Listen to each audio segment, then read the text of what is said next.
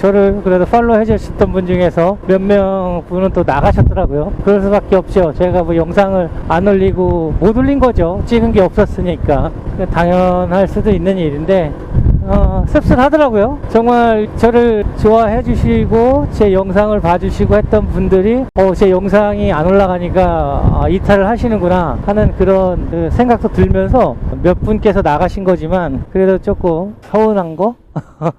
그렇더라고요. 그래서 걱정해 주시는 분, 기다려 주시는 분이 계셨을지는 모르겠지만 그래도 계셨을 거라는 생각을 하면서 또 열심히 영상을 찍어 보도록 하겠습니다. 뭐 영상 찍는 게 일이 아니라 저는 배달하는 게 일이죠. 그러면서 영상을 찍으면서 또 다른 재미를 느끼고 하면서 일을 하는데 또 다시 그 일을 시작을 해야죠. 개인적으로 저는 동물을 좋아는 하는데 강아지의 특유의 냄새를 그렇게 별로 좋아하진 않아요. 그러다 보니까 뭐 어렸을 때는 다 시골에서 강아지를 키우고 다 했었는데 지금은 실내에서 같은 생활을 해야 되잖아요. 그러다 보니까 그 냄새 때문에 제가 반려동물을 키우는 거에 있어서 아이들은 너무 원하는데 여태까지 미뤄왔었던 그런 부분이었었어요. 그런데 어쩌다 보니 아이들과 함께하는 시간이 있게 된 거죠. 그때 때마침 아이들이 다 방학을 하는 그 시기였고 비는 많이 왔지만 시기였고 저는 또 집에서 일을 하는 상황이었고 하다 보니까 아이들과 겹치는 시간이 평소 대비 많았어요. 그러다 보니까 아이들이 계속 조르고 사달라고 하고 방학인데 어디 안 가냐 계속 얘기만 하고 하면서 그러려면 강아지를 사달라 얘기를 하더라고요. 근데 저도 유튜브를 찍지만 강아지를 분양받게 된 또 제일 큰 계기는 아이들이 방학 동안에 엄마는 책도 읽고 숙제도 하고 그런 걸 원하는데 집에만 있으니까 또 비 오고 그러다 보니까 유튜브를 많이 보게 돼요. 아이들이 엄마가 아이들이 뭐 할 게 없으니까 다른 걸 좀 하게 해줘라 얘기를 하더라고요. 그런데 그 다른 집에서 반려동물을 키우는 댁에서 그런 이야기들도 많이 하시고 책에서도 많이 나오고 하더라고요. 아이들 정서에 반려동물을 키우는데 정서 발달에 좋다 이런 얘기도 있고 하더라고요. 그래서 결국에 그 분양을 받았습니다. 근데 이 분양 받는데 이 강아지를 귀하게 키우게 될 수밖에 없더라고요. 의외로 강아지 비용이 많이 들어요. 분양받는 비도 좀 비싸고 예전에 시골에서 키웠었을 때는 강아지를 돈 주고 분양받는 적은 없었죠. 이웃에서 나면 뭐 한 마리 가지려고 하면 또 한 마리 가져와서 키우고 이런 상황이었는데 요즘에 반려동물들은 신생아 키우듯 그렇게 합니다. 예방접종도 하고 병원도 가는데 병원에 가면 소아과에 온 기분이에요. 다 소아과에서 했던 것처럼 차트도 있고요. 이름을 다 기록을 해서 누구누구 부모님 이렇게 부르고 그리고 다 애기가 이렇게 얘기를 합니다. 그래서 깜짝 놀랐는데 강아지의 그 특유의 냄새를 싫어했었는데 아이들은 뭐 저를 안 닮은 건지 모르겠지만 그런 면이 전혀 없더라고요. 너무 이뻐하고 또 확실히 유튜브를 많이 안 보게 되긴 하더라고요. 강아지하고 놀아주고 하느냐고 아이들도 많이 좋아하더라고요. 그러니까 아이들 엄마도 분양 잘 받은 것 같다고 얘기를 하고 지내다 보니까 저도 강아지랑 접하는 시간이 있고 뭐 사료도 주고 강아지 훈련도 시키고 하면서 또 아이들이 좋아하니까 사랑하는 사람끼리는 끼리끼리 산다고 사랑하니까 산다고 하잖아요. 그러니까 남이 봤을 때 어떻게 살지? 저 사람 둘은 그런데 둘이 살아가는 거 보면 둘이 사랑하니까 사는 거지 이러면서 하는데 진짜 아이들이 좋아하니까 저도 그 냄새가 어느 순간 싫다는 생각은 안 들더라고요. 근데 예전엔 정말 맡으면 속이 좀 안 좋거나 이런 느낌이었는데 지금은 그 정도는 아니더라고요. 그리고 또 강아지랑 놀다 보니까 재밌기보다도 그 강아지가 참 사람을 즐겁게 해주더라고요. 웃게도 하고 이런 것 때문에 정서 발달에 좋겠다는 생각을 하는구나 라는 느낌을 들다 보니까 점점 간식도 주게 되고 사료도 주게 되는데 처음엔 사료도 이 사료 냄새가 고약합니다. 역해요. 의외로. 다른 스푼으로 떠서 주고 했는데 지금은 사료를 갖고 얘를 교육시키고 해야 되니까 만지다 보니까 또 사료 냄새도 적응이 돼가지고 또 어디 가면 걱정도 되고 보고 싶기도 해요. 물론 우리 아이들이 더 보고 싶고 하지만 그 정도로 강아지랑 친해지면서 또 다른 느낌을 받았던 그런 시기예요. 반려동물들이 이제 고령화되면서 혼자 계시는 분들도 계시고 하실 텐데 그런 분들에게 정말 도움은 되겠다 되겠다. 아이들에게도 그렇고 아이들은 지금까지 케어라는 걸 받아왔지만 케어를 해본 적이 없잖아요. 근데 강아지가 오니까 자기들 나름대로 강아지를 케어하고 보호자로서의 역할을 하려고 하는 그런 책임감이 생기더라고요. 아이들에게도 물이 있는지 없는지 확인하고 사료가 있는지, 그리고 강아지가 배가 고픈지 안 고픈지 관심 있게 보고 그걸 알아보려고 하고, 그런 것들이 확실히 살아있는 교감이구나 라는 느낌이 들었어요. 유튜브는 그냥 그거에 빠져 있잖아요. 아무 생각 없이 그 영상만 보고 재밌다 없다 웃기면 웃고 이 정도인데, 강아지는 아이들이 대하는 게 그렇지 않더라고요. 좀 외롭고 그러시는 분들은, 제가 여성 호르몬이 많아져서 그럴 수도 있지만 하여튼 이 나이가 먹을수록 반려동물을 키우시는 것을 또 추천드리고 싶네요. 한번 알아봤어요. 이야기도 들어보고, 야, 그 개 훈련 어떻게 시키냐 이렇게 했더니 처음 대뜸 하는 얘기가, 강아지를 훈련시키는 거는 마약을 찾아내거나 폭약물을 찾아내거나 하는 그런 특별한 것을 시키기 위해서 훈련을 시키는 것이지, 다른 것들은 훈련이 아니라 교육이라고 하더라고요. 개들도 그걸 교육으로 생각하고 하셔야지, 그걸 훈련처럼 그렇게 하시면 힘들다 얘기를 하면서, 동물들과 함께 계속 하는 사람들은 교감을 한다고 얘기를 하더라고요. 반복적인 행동을 통해서 그걸 하기 위한 훈련을 하는 것이지, 훈련과 교육은 다른 거다라고 얘기를 하면서 알려줘서요. 아, 그렇구나. 자기를 좋아하고 있구나, 싫어하고 있구나, 지금 얘가 나를 훈육하고 있구나, 뭐 이런 느낌을 다 느끼는 것 같더라고요. 근데 물론 사람이 하는 말은 못 알아들어요. 저도 마찬가지고 하는 걸 못 알아듣죠. 얘가 왜 저러는지. 근데 가끔 보면 우리가 그러니까 교감을 하되 걔는 절대 사람의 말을 알아들을 수 없대요. 우리도 그렇고, 사람과 강아지, 개와의 좀 다른 점은, 우리는 지능이라는 게 있잖아요. 근데 강아지들은 그렇게 교육하고 훈육하고 해도 그 개가 성견이 돼서 분견이 돼 있어도, 그 특별한 마약 탐지견이 돼 있고 폭약 탐지견이 돼 있어도 걔네들의 지능은 3살 정도밖에 안 된대요. 그 애들을 3살밖에 안 되는 애들을 평생 데리고 가는 거죠. 강아지들은 먹고 사는 게 제일 큰 문제거든요. 그러다 보니까 간식으로 하면 다 할 수 있어요. 근데 단지 인내가 좀 필요하더라고요. 왜냐면 가서 똥 넣어 이럴 수 없고, 가서 오줌 넣어 할 수 없잖아요. 그걸 지켜보고 있어야 되는 거예요. 똥을 넣을 때까지. 그리고 누려고 할 때 거기다가 이제 패드를 갖다 주거나 뭐 해서 토대로 방법. 그래서 먹여 살려야 할 입이 하나 더 늘었습니다.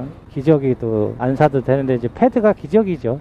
패드도 사야 되고 사료도 사야 되고 간식도 사야 되고, 병원에 가면 주사 맞죠, 이런 것들도 꽤 돈이 솔찬치게 나가더라고요. 싸지도 않아요. 사람보다. 엑스레이 한번 찍으면 뭐 4, 5만 원 나가고 이렇다고 하더라고요. 뭐 안 다치고 안 아프고 그게 커갔으면 좋겠는데 모르죠, 어떻게 될런지.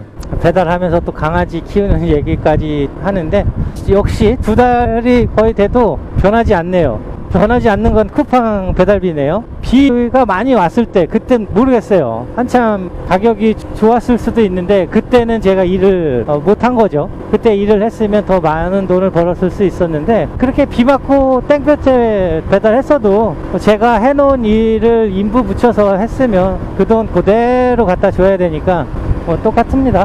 잘한 것 같아요, 제가.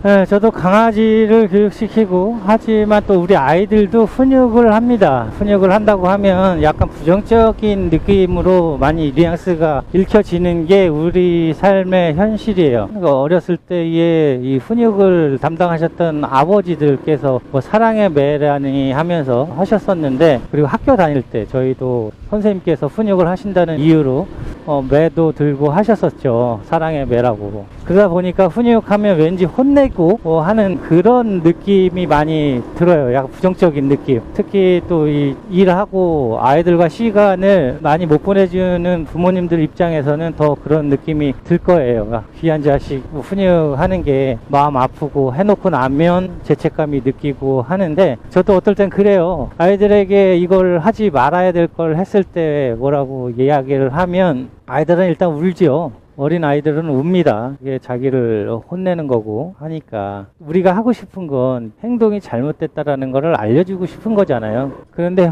일단 화를 내면서 이야기를 했기 때문에 아이들이 우는 거예요. 그러니까 내가 잘못한 것보다는 엄마든 아빠든 본인인 자기에게 화를 냈다는 것 때문에 우는 것 같아요. 내가 잘못해서 우는 게 아니라. 그래 놓고 잘못했다고 얘기는 하는데 진짜 잘못된 건 진짜 잘못된 게 뭔진 모르죠.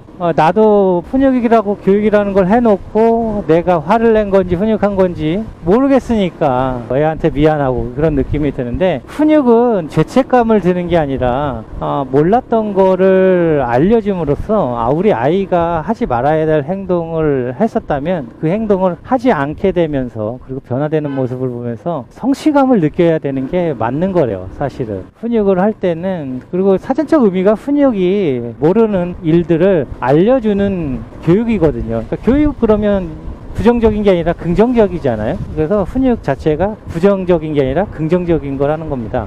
정말 중요한 거는 훈육을 한다고 해놓고 아이들이 운다는 건 아이 감정이 섞여서 하기 때문에 아이들이 우는 거예요. 이 훈육 자체는 절대 감정이 들어가면 안 된다고 하니까 아이들에게 훈육할 때나, 그래서 강아지 할 때 훈육할 때도 화를 내지 않습니다. 이게 강아지를 교육하다 보니까 그래요. 아이들하고 뭐 같다고 할 수는 없는데 어렸을 땐 똑같은 거죠. 어쨌든 그 지능이니까. 근데 아이들은 아이들이기 때문에 자기들이 표현하는 방법을 잘 몰라서 떼를 쓰거나 하는 것도 많아요. 그걸 성인인 훈육자가 이해를 해야 되는 거죠, 사정을. 근데 그게 말이 쉽지, 친자식인 제 자식을 키우면서도 아마 집에 같이 24시간을 보내고 있으면 하루에 12번도 화가 났다가 수그러들고 할 텐데, 그 훈육이라는 걸 할 때 내 감정을 개입시키지 않고 한다는 게 뭐 그렇게 쉽지는 않을 것 같아요. 하여튼 훈육을 한다고 하면 아이들도 그렇고 마찬가지고, 훈육이 끝났을 때는 나도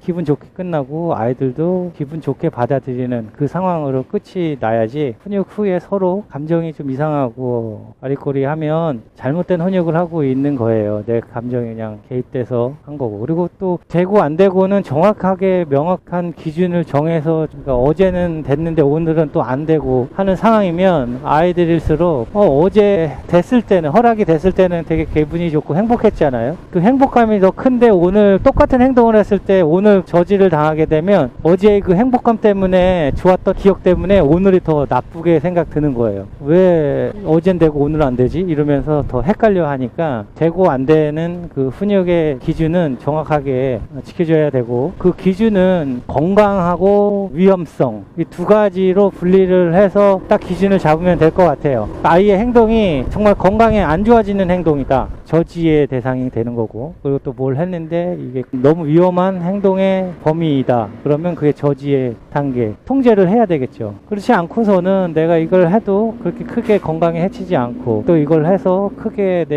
그 아이가 위험에 빠지지 않는 일이라면 통제하는 것보다는 하게 두고 해보고 자기가 느껴서 이게 해보았는데 별로 좋지 않은 느낌이고 이렇다라는 거를 직접적 경험으로 받아들이게 하는 그런 훈육을 해야 될 것 같은 생각이 듭니다. 우리 아이들도 이제는 사춘기 시기에 들어갈 나이가 돼서 자기들의 자아가 형성해서, 그러다 보니까 이제는 무슨 말을 해도 자기들이 하고 싶은 이야기들을 하고 의견을 강하게 제시하기 때문에, 그게 설사 잘못된 행동이었어도 지금까지 내가 관가하고 있었다면 새로 잡기가 쉽지 않은 것 같아요. 어렸을 때 정확한 기준을 가지고 훈육을 하고 된과 안 됨을 정확하게 해주면 사춘기를 보내고 건강하게 성장하는 데 있어가지고는 크게 지장이 없을 것 같다라는 생각을 했습니다. 강아지를 기르면서, 강아지를 훈육하면서 그런 느낌이 더 많이 들었어요. 분명히 우리 아이들도 이 지능을 가지고 지금 이 똑똑한 아이들로 성장을 했는데, 그 어렸을 때의 그 느낌, 그게 들더라고요. 우리 라떼 또 얘기를 하면 이 꼰대긴 한데요. 학교 다닐 때 보면 학교에서 반 성적을 또 따졌어요. 그러니까 개인 성적도 따졌지만 반 성적을 또 중요시하는 담임 선생님들이 계셨었어요. 저번 학기에는 우리가 1등을 했는데 다음 학기 때는 3등을 한 거죠. 반평균 점수를 보면 그때랑 다른 게 없어요. 그 뭐냐, 우리대로 열심히 한 거예요. 다 열심히 했는데 반평균이 그대로 떨어지진 않고 그대로인데, 다른 반평균이 올라가서 우리가 3등이 된 거죠. 다른 애들이, 다른 반 애들이 열심히 한 거죠. 그게 그렇잖아요. 근데 우리가 점수가 떨어져서 걔네들이 1등을 했으면 우리가 혼나도 되는데, 우리는 반평균 점수는 같은데 등수가 떨어졌다고 훈육이라 피고 발바닥 때리고 이렇게 하다 보니까 이게 훈육인지 아니면 자기 행복은 성적순으로 만들고 있는 건지 느낌이 들 때가 참 많았었죠. 우리 학교 다닐 때는. 지금도 반평균으로 해서 뭐 반 등수를 매기는지 모르겠지만 하여튼 뭐 우리 학교 다닐 때는 매도 많이 맞고 했었죠. 잘해도 맞고 못해도 맞고 그런 기준이 없었어요. 그때 선생님들도 마찬가지고, 예를 들면 머리 문제들이 참 많은데, 저는 이렇게 뭐 학교 다니면서 특별하게 머리 때문에 혼나거나 이런 건 없었어요. 우리는 두발 자유화가 아니었기 때문에 이 두발을 많이 잡혔었어요. 제가 좀 잘난 척인 것 같긴 한데, 선생님들께서 그래도 좀 반성적에 이바지하는 학생들은 그래도 좀 봐주는 면이 있었어요. 그러니까 감정이 나은 거죠. 그래, 요 정도 내가 봐줄게 하는데, 그렇지 않은 애들 있잖아요. 반평균을 좀 깎아먹는 아이들. 그런 애들은 그냥 막 집어놓고 했었어요. 그러니까 선생님이 그날 기분이 좋으면 잘 패스 되는데, 나쁘면 그냥 화풀이 하듯이 후다닥 팰 때도 있고, 그랬던 시절이 있었는데, 지금은 그랬다가 진짜 선생님 자리 보존하기 힘들죠. 그리고 그 공부가 재미가 없어져요. 그냥 무조건 점수만 잘 받아야 되겠다는 생각만 하지, 이게 재미있다는 생각이 전혀 안 들거든요.